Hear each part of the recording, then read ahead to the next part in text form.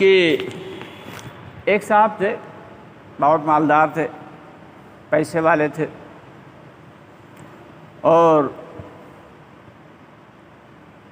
لیکن ان کو جو تھا وہ جو گوبر کے اندر ایک کیڑا پیدا ہوتا ہے جس کو کہتے ہیں گبریلا، اس میں سے نہایت بری بدبو نکلتی ہے، ہمیں خود اس کی بدبو سے الرجی ہے، بہت بری بدبو نکلتی ہے۔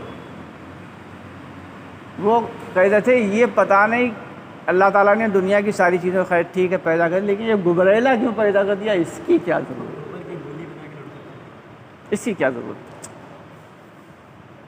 خیر ان کی بات تھوڑے دن کے بعد اچانک ان کے جو ہے پیر میں ایک زخم ہوا، ایک طبیب کو دکھایا، ڈاکٹر کو دکھایا، حکیم کو دکھایا، سب کو دکھایا، وہ زخم بڑھتا چلا گیا، بڑھتا چلا گیا، بڑھتا چلا گیا، صحیح نہیں ہو رہا پیر، یہاں تک ڈاکٹر نے کہہ دیا پیر کاٹنا پڑ جائے گا، یہاں تک کہ اس میں جو ہے اتنا زہر پھیل جائے گا کہ تم مر جاؤ گے۔ اور جتنا بھی مال و متاع تھا، زمینیں تھیں، گھر بار سب بیچ باچ کے بیچاروں نے، ان کی بیوی نے لگا دیا ان کے علاج میں۔ فقط حالی کا زمانہ آ گیا، بہت پریشان، تنگ دست، برے حالات ہو گئے۔ ایک دن میاں بیوی بیٹھے ہوئے تھے گھر میں کہ اچانک ایک دروازے پہ ایک فقیر نے آواز لگائی، دے کچھ اللہ کے نام پہ۔ تو وہ عورت باہر آئی، ان کی بیوی کہنے لگی گھر میں ہمارے اپنے لیے کچھ نہیں ہے، تمہیں کیا دیں، معاف کرو بابا۔ کہنے لگی کچھ پریشان لگ رہی ہو بیٹی، بتاؤ کیا بات ہے۔ کہنے لگی تمہیں کیا بتائیں، بڑے بڑے حکیم اور ڈاکٹر تو صحیح نہیں کر پائے، تمہیں کیا بتائیں۔ کہنے لگی نہیں تو جو بھی پریشانی مجھے بتا۔ تو اس نے بتایا کہ میرے میاں کی جو ہے میرے شوہر کے پیر میں زخم ہے، وہ صحیح نہیں ہو رہا ہے۔ سارے حکیم، سارے طبیب، سارے ڈاکٹرس نے علاج کر کے دیکھ لیا، صحیح نہیں ہو رہا۔ تو اس نے کہا میری بات ایک مانے گی؟ کہا ہاں ہاں بتائیے، سارے کچھ تو کر کے دیکھ لیے، اب تو علاج بھر کا پیسہ بھی نہیں بچا، بتائیے کیا کرنا ہے۔ کہا جو گبریلا ہوتا ہے 2-4 گبریلے منگا، ان کو جلا، مارنے کے بعد جلا دے، اس کو جلانے کے بعد زخم پہ باندھ دے۔ خیر اس نے منگوائے گبریلے، جلانے کے بعد ان کے زخم پہ باندھے، اور وہ ان کا زخم جو تھا صحیح ہو گیا۔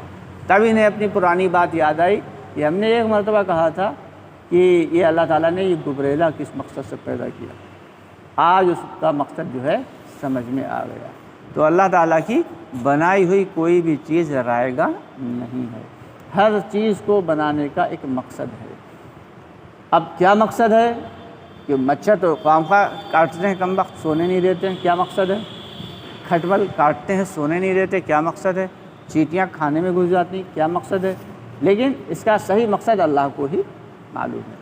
ایک علاقے میں لوگوں نے مچھروں کا صفایا کر دیا، سائنسدانوں نے ایسی دوا ایجاد کی، سارے کے سارے مچھر ختم۔ تھوڑے دن کے بعد وہاں نئی نئی قسم کی بیماریاں شروع ہو گئی، مچھر پکڑوا کے وہاں لا کے پھر سے پال لیے، پتہ چلا کہ وہ مچھروں کی وجہ سے وہ بیماریاں وہاں پہ نہیں تھیں۔ تو اللہ کے معاملے اللہ ہی جانتے ہیں، اللہ نے بہت ساری چیزوں کو راز رکھا ہوا ہے۔ اللہ کی ذات تو ایسی اعلیٰ ہے، ایسی عرفہ ہے، ایسی اونچی ذات ہے کہ ہم لوگ اس کے بارے میں گمان بھی نہیں کر سکتے کہ اتنے اعلیٰ اور عرفہ ہیں کہ جبریل علیہ السلام کو بنانے والے بھی اللہ ہیں۔ اور ایک مرتبہ جبریل علیہ السلام سے پوچھا ہم سب کے آقا نامدار محمد صلی اللہ علیہ وسلم نے، یا رسول اللہ، آپ صلی اللہ علیہ وسلم نے پوچھا جبریل علیہ السلام سے کہ اے جبریل تم تو بہت بڑے فرشتے ہو، اور جبریل علیہ السلام کا قد کاٹی اتنی ہے کہ وہ ایک لمحے میں آسمانوں سے زمین پہ ایک قدم میں آ جاتے ہیں، جبکہ آسمان کی دوری کتنی ہے؟ لا محدود، انفینیٹو، لا محدود، اور وہ ایک قدم میں آ جاتے ہیں۔ اگر وہ اپنی اصل حیت پہ آ جائیں تو ان کے پیر جو ہے وہ تحت الثری میں، یعنی زمین کی تہ میں، اور سر جو ہے وہ آسمانوں سے ٹکرا رہا، اور اصلی حیت پہ آ جائیں تو ان کے 100 پر ہیں، ان میں سے صرف 2 پر کھول دیں تو مشرق سے مغرب تک، یعنی پورب سے پچھم تک پوری کی پوری دنیا ڈھک جائے ان کے 2 پروں سے، اتنے بڑے فرشتے۔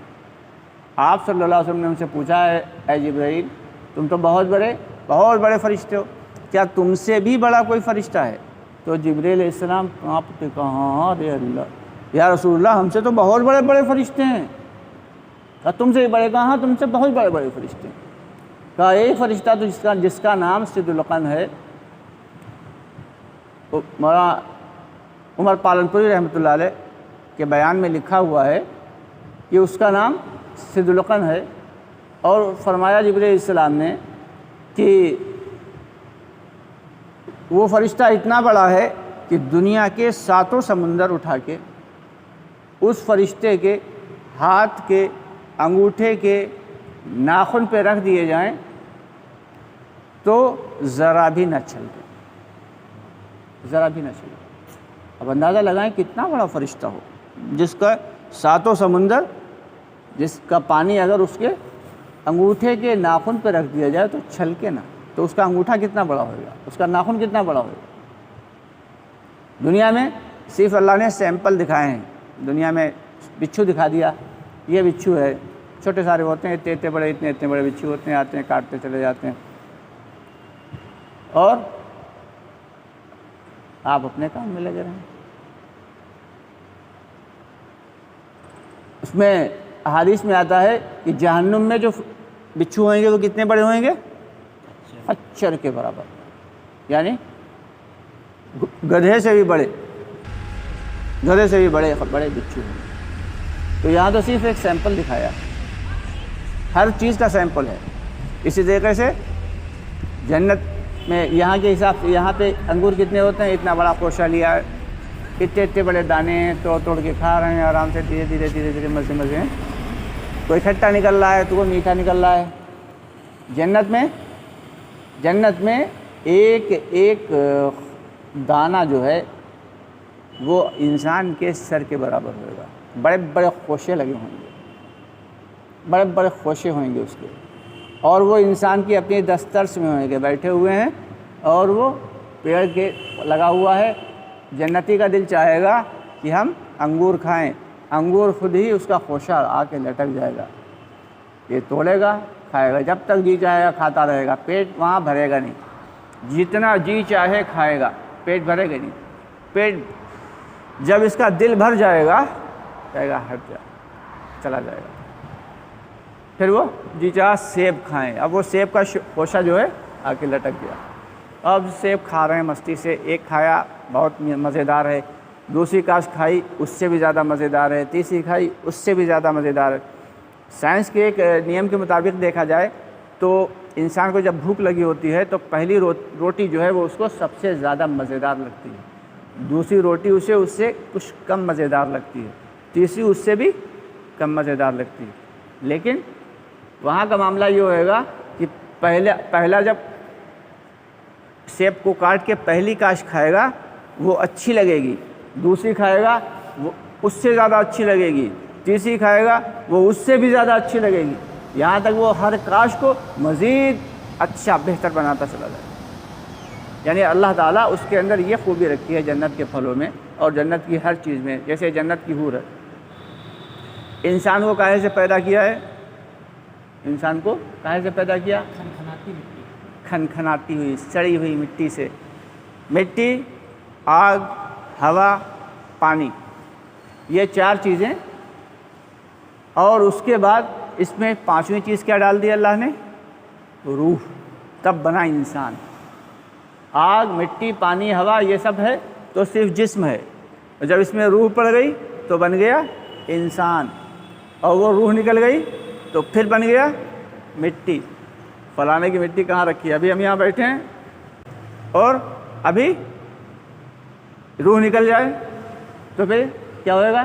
مٹی کہاں ہے بھائی؟ فلانے کی مٹی کہاں ہے؟ اچھا وہ وہاں رکھی ہے۔ تو یہ اللہ نے جو روح ڈالی ہے، اس روح کی وجہ سے ہم انسان ہیں، ورنہ تو صرف مٹی ہے۔ لیکن اللہ تعالیٰ نے جو حوروں کو پیدا کیا ہے یاقوت و مرجان سے بنایا ہے۔ کیسے بنایا ہے؟ یاقوت ایک بہترین قسم کا بڑا قیمتی سرخ رنگ کا پتھر ہوتا ہے، بہت قیمتی۔ یاقوت اور مرجان وہ بھی بڑا قیمتی پتھر ہوتا ہے، اس کی آمیزش سے بنایا ہے، گلاب کی آمیزش سے بنایا ہے، اور پھر ان پر اللہ تعالیٰ نے اپنے نور کا ہلکا سا دی، اپنے نور کی ایک جھلکی ڈال دی۔ اب اس جھلکی کی خاصیت یہ ہے کہ جنتی جب جنت میں جائے گا تو اب کتنی بھی خوبصورت بیوی ہو یہاں، ایک مرتبہ دیکھا اچھی لگی، دوسری مرتبہ دیکھا اچھی لگی، تیسری مرتبہ ہاں ٹھیک ہے، چوتھی مرتبہ ابے بس ٹھیک ہے، یعنی 1 سال تو بہت اچھی ہے، دوسرے 5 سال گزرے ہاں بس ٹھیک ہے، 10 سال گزرے ابے چل ہٹا کنارے، ہاں 20 سال گزرے تو پھر کیا کہنے کیا ہے، 25 سال گزرے، 30 سال گزرے، ہٹاؤ دوسری اگر کوئی جگاڑ ہو جائے تو بتاؤ دوسری کر لیں، دوسرا نکاح کر لیں۔ اور وہاں کا معاملہ کیا ہوئے گا، وہاں انسان اپنی جب حور کو ایک بار دیکھے گا تو وہ اچھی لگے گی، ایسے آنکھ ہٹا کے دوسری بار دیکھا تو اس سے زیادہ اچھی لگی، نظر ہٹا کے ادھر دیکھا اس سے زیادہ اچھی لگی، یعنی جتنی بار، ورنہ جنت میں بھائی لگاتار ایک ہی 70-72 حوریں ہیں، ٹھیک ہے کسی کو 100 200 500 1000 ہی ملیں گی، لیکن لاکھوں کروڑوں اربوں خربوں سال رہنا ہے، انلمیٹڈ سال رہنا ہے، تو تھوڑے دن کے بعد تو وہ اچھی لگنا بند ہو جانا چاہیے نا، لیکن روزانہ جو مزید اچھی لگے گی، نظر ہٹی دوبارہ دیکھا اس سے زیادہ جو پچھلی مرتبہ تھی اس سے زیادہ اچھی لگے گی۔ تو یہ اللہ نے وہاں کی خصوصیت جنت کی رکھی ہے، ورنہ انسان جنت میں بور نہ ہو جائے۔ وہاں کے جو درجے ہوں گے